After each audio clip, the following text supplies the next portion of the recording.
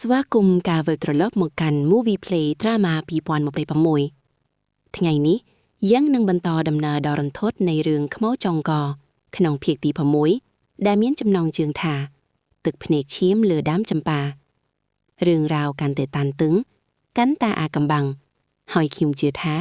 បងប្អូនទាំងអស់គ្នាកំពុងតឹងរង់ចាំមើលថាតើមានអ្វីកើតឡើងបន្តពីក្រវិលមាននោះបានជ្រុះចេញពីហោប៉ៅមេភូមិសានសាកស្រមៃមើលនៅកណ្ដាលព្រៃស្ងាត់ជ្រងំក្បែរដើមចម្ប៉ាដែលធ្លាប់តែមានក្លិនក្រអូបឯឡៅប្រែជាធំក្លិនឆ្អាបឈាមខ្យល់ត្រជាក់បក់មកប៉ះរាងកាយធ្វើឲ្យព្រឺសម្បូរខ្ញាក់វិសាលដែលជាបងប្រុសរបស់សុភីបានត្រឹមតែឈរសម្លឹងមើលក្រវិលមាសមកខាងនោះទាំងទឹកភ្នែកហូរមករកថ្លែងមន្ត្រីវាជាកាដូចុងក្រោយដែលគេទិញឲ្យបូនស្រីហេតុអ្វីវាមកក្នុងដៃមេភូមិ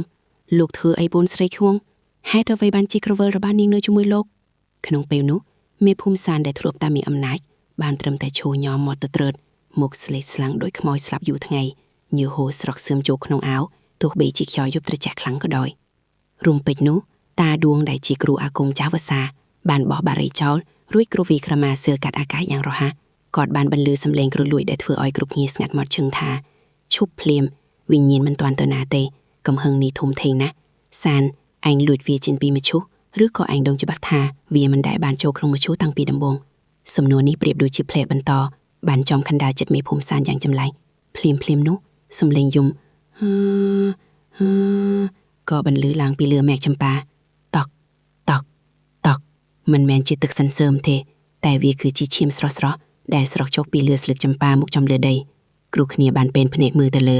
ព្រះអើយសុភីក្នុងសាររងចំក្បិនពណ៌ស្លាទុំកំពុងអង្គុយយល់ជើងយឺតភ្នែកខ្មៅងងឹតសម្លឹងចុះមកចំមេភូមិសានទឹកភ្នែកឈាមហូរហៀរពេញផ្ទៃមុខសាស្លែករបស់នាងការពិតនឹងសម្លាប់ឯងសំឡេងខ្សឹបនេះលន់លឺតិចតែវាជ្រាបចូលក្នុងឈឹងខងគ្រប់គ្នាដែលនៅទីនោះមេភូមិសានដួលចុះទៅលើដីសំពះអង្គវកទាំងបងវែងស្មារតីថាសុភីអញសុំទោសកុំមកលងបន្លែកអញអីភាពភ័យខ្លាចបានគ្រប់ដំដប់ពេញព្រៃតាដួងក៏ប្រញាប់បែកអង្គសិលដែលទប់ទល់នឹងកំហឹងវិញ្ញាណដែលកំពុងពុះគិញ្ជ្រោល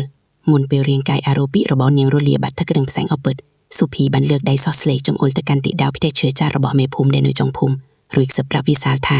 ទៅទីនោះវិសាល